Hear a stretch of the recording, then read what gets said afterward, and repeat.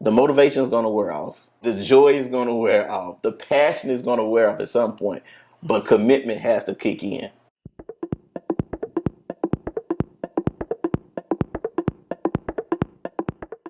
Hey, you guys, I'm in the gym with Dewitt Management. So, Dewitt, what does that stand for, Jordan? Well, J. Dewitt is my first initial. My name is Jordan. Middle name is Dewitt. That's my great grandfather's name. I was named after him. So I've always wanted to do something to just give him honor. So J. Dewitt just came out of me wanting to help others. And so I was like, let's start a business where I can help people manage their lifestyles. So I look to help people with their wealth, health, and their image when it comes Okay. to J. Dewitt. Wealth, health, and image. How's that important when it comes to starting a business? Ooh, you gotta have what's the word I'm looking for here? You gotta know what it is you're looking to do in life. Right. And so with business, there are three things that in most cases all businesses deal with. And that's the three R's actually: revenue, relationships, and resources. And so I want to be that middleman is going to help you get those things. And so, but a lot of times you have to understand in business, people are looking at your image first and foremost. We eat with our eyes. We judge people with our eyes. Everything we do is with our eyes first. That's And true. so if you don't look the part, most people are not even going to go any further from there. So whatever it is that you may have as a gift, if it's not packaged the right way, nobody's going to take it. So it's important. So, are you like an image consultant as far as businesses go? I am, yes, in the sense of I want to help you with all the phases of business. So if it's your image, how you're looking, what makes you a attractive business to individuals, what about what makes you an attractive business to lenders? So I help with finances. So it's business credit, personal credit, budgeting, savings, reducing your debt. So these are all things that visually, that's what people look at first before they even find anything about you. Okay. Money management and business. How important is it that people manage their money and they know how to, I guess, how money relates to business? Because a lot of people, a lot of us are, employees for others, so we don't have to necessarily look at budgets and business credit and things like that. How important is it that you have a good relationship with money when launching a business? So I like to always start with the mindset of money anytime I deal with individuals. Like first and foremost is not let's not get into business first. Let me talk about your personal relationship with money. So we're here in Memphis. This is the Bible Belt. You know, we're home of the Kojics. So I say this all the time. Your thought process, your mentality towards money is also going to affect what kind of money, how you're going to bring money in, and how money goes out. So if you grew up in a household where your parents said the root of evil is money. Now we know it's misquoted. It's the love of money. Love of money is the root of all evil. But if Right. you kept hearing that, you have now made a evil attachment to money. Or you heard your parents say, "I'm not an ATM machine. What I look like?" Or "Money don't grow on Right. trees." If you are hearing these things, you're now having a nasty negative attachment to money. So what are you going to do when you start to get money? Give it away. And so if you're giving away your money, even as a individual on a personal level, you're going to do the same thing when it comes to business. That's why a lot of us as business owners, we want to give our service away for for discounts because we just got to make it happen. And so it's important once you get past the personal side of your thinking towards money, your mindset towards money, that when you get into business, you have to now elevate your mindset towards money even more. You have to be able to manage, plan it, be intentional about where money goes. That's why these Fortune 500 companies, they have a whole finance department. There's a reason for that because that's how important money is. And so if you're an individual, a solopreneur, and you're handling operations, you're handling marketing, and you're handling finances, you're going to miss something. And that's why it's very important to get with someone. I always tell business owners, you need a CPA, you need an attorney, and you need a financial advisor. You need those things because they will be able to help you, gear you in the right direction. How soon into a business do people need to invest into the CPA, the financial advisor, and people of that sort? Like, can they wait, or is it something that's immediate? It's definitely something you can wait on. It's just as you're scaling up your business, you're getting to tens and tens of thousands of dollars. You're not going to be able to manage that. So you have to have somebody who specifically can do that for you, so that you can handle the operation side. Like my business partner TJ mentions it all the time. When it comes to businesses, there's a CEO, you got a CFO, you got a COO, you got a CMO. Those are the three main areas you're dealing with. The CEO at the top, he's telling the finance guys, chief financial officer, or the chief marketing officer, or the chief operations officers. Like, I need those areas good. So if a Fortune 500 company has those things in place, you got to start thinking that in a long term, you got to start thinking about it. And you take the little steps short term to know what you got to do as well. Okay. What are some of the common mistakes that you've seen business owners make as far as finance goes? Honestly, it's the fact that most of them are just here to make money. So a lot of them not looking to be legitimate. And what I say about legitimate is they will be it's not knock to any in professions or anything, but you see a lot of mobile cleaning services, and they just set up shop in an empty parking lot. Now, more likely, he doesn't have all the credentials to be there in that spot, but his point is, I just need to make money, he or she. Or you see on the weekend, especially around now this time, it's Easter. You'll see people who set up shop selling Easter baskets, things of that nature. I'm sure they don't have a permit for all of that. Right. But the whole point is to make the money. I'm trying not to laugh.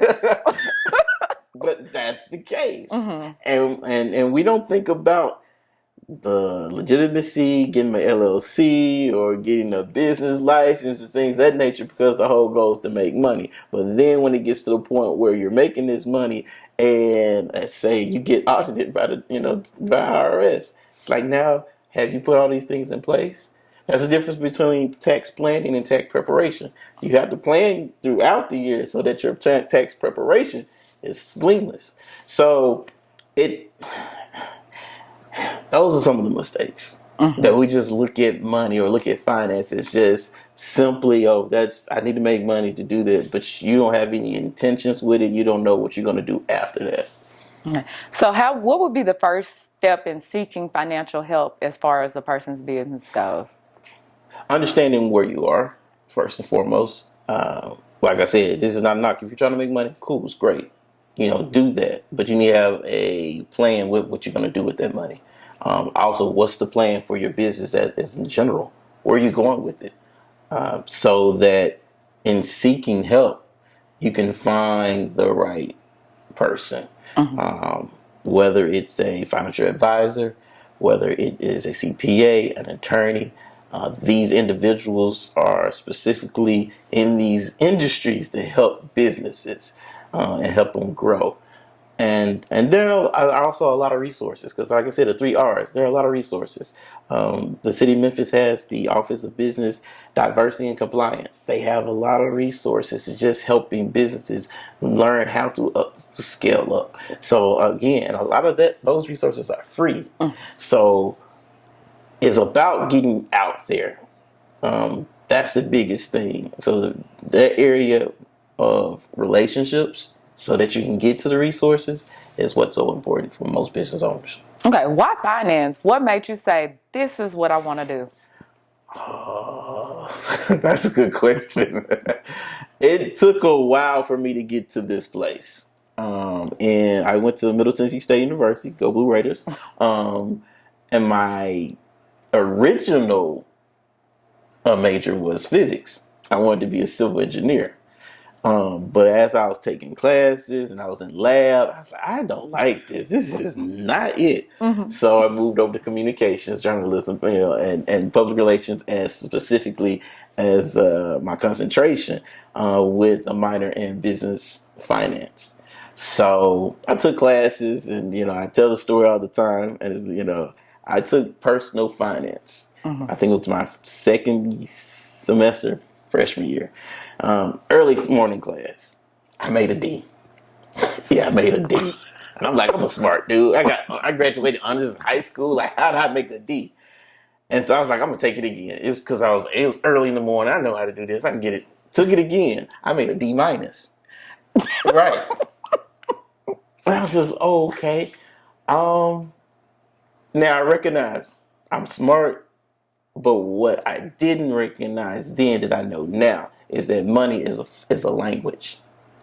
And I was unfamiliar with the language of money. So in that class, when he's talking to me, yeah, I know how to count 1, 2, 3, and I know how to do multiplications, but I understand the psychology of money. And that's really what the whole class was about, the psychology of money and how we would do things with money that we wouldn't normally do with any other items, but because we're so attached to it, we have an emotional connection to it. Because I say all the time, money is one of the one things we'll do. We'll do it if we're happy, we're sad, depressed, celebrating. We will spend it. If we got money, we'll spend it. If we don't have money, we'll spend it.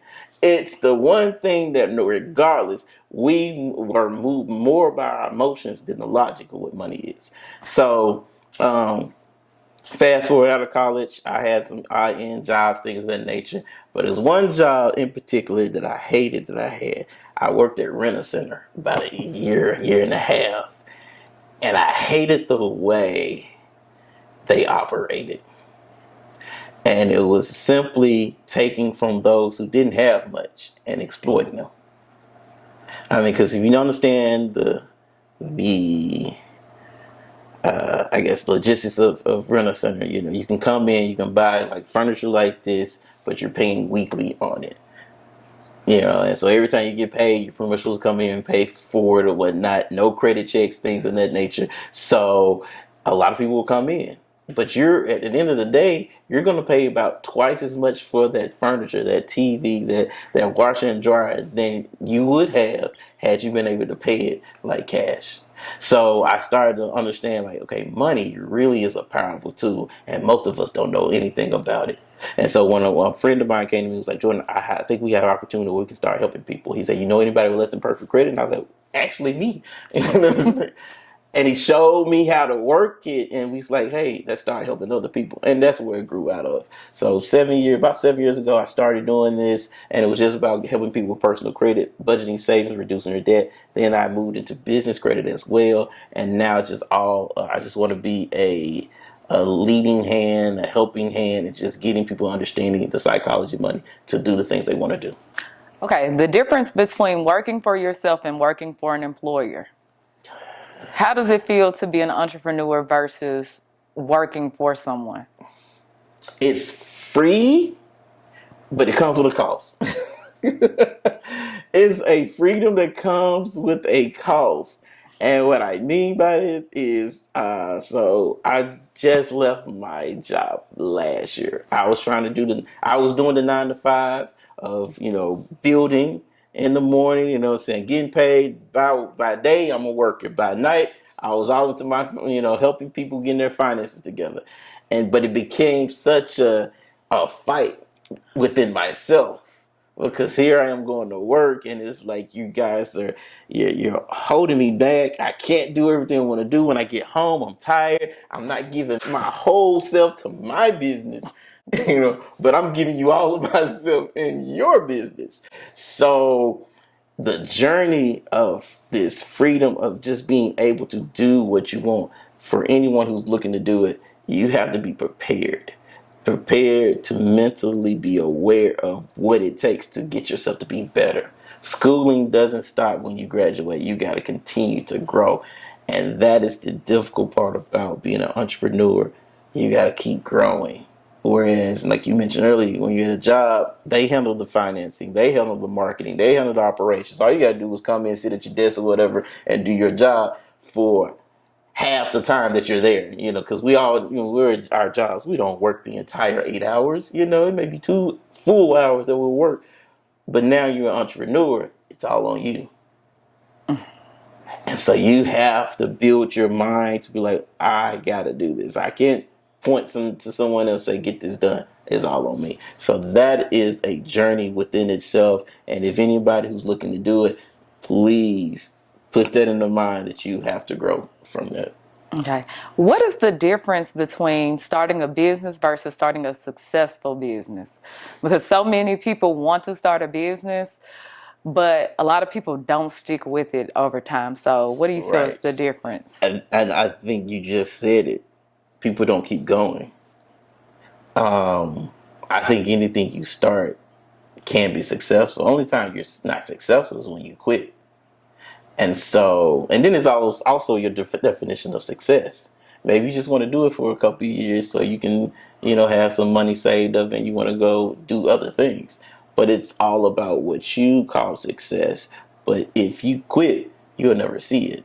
So the difference between a successful business and just starting a business is whether or not you quit. That's really it. And within that process of whether or not you quit, I hope you've done everything you can. You built the relationships you needed. You sought out after all of the resources you needed. And when you did get revenue in, you put it back. You put it away. You invested it. You made your money start making money for you. If you don't do those things, yes, you're going to quit because you're going to continue to hear the no's because you're going to get a lot of no's.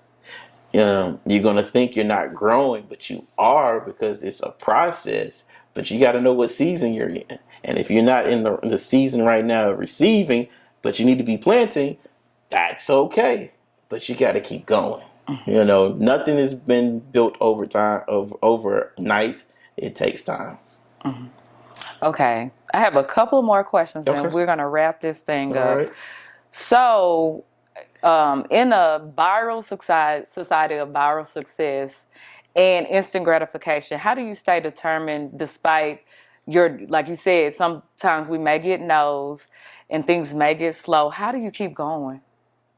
Be honest with yourself. Like that days when I'm like, I hate this. Just be honest. It's days where you're like, I hate this, but then you got to remind yourself, why did you start? Why did you start? Why are you going to keep going? And if your why is not strong enough, yeah, you might want to start looking deeper to it. Because I can't compare myself to a colleague. I can't compare myself to someone who was doing the same thing I'm doing. I have to only compare myself to myself. And if I'm still, going, am I still excited? Because the motivation is going to wear off. The the joy is going to wear off. The passion is going to wear off at some point, but commitment has to kick in. And if that commitment doesn't kick in, then yeah, you might want to go back to your job. But it has to be a why to why what motivates, fuels you, keeps you going. Because they're going to be late nights, they're going to be early mornings, they're going to be people who continue to tell you no. They're going to people say you can't do it. So it's like you got to continue to fuel yourself to say, hey, I got to keep going because if I stop, somebody else won't start. Okay. One word to describe your work ethic. Why are you rolling your eyes? It's intense.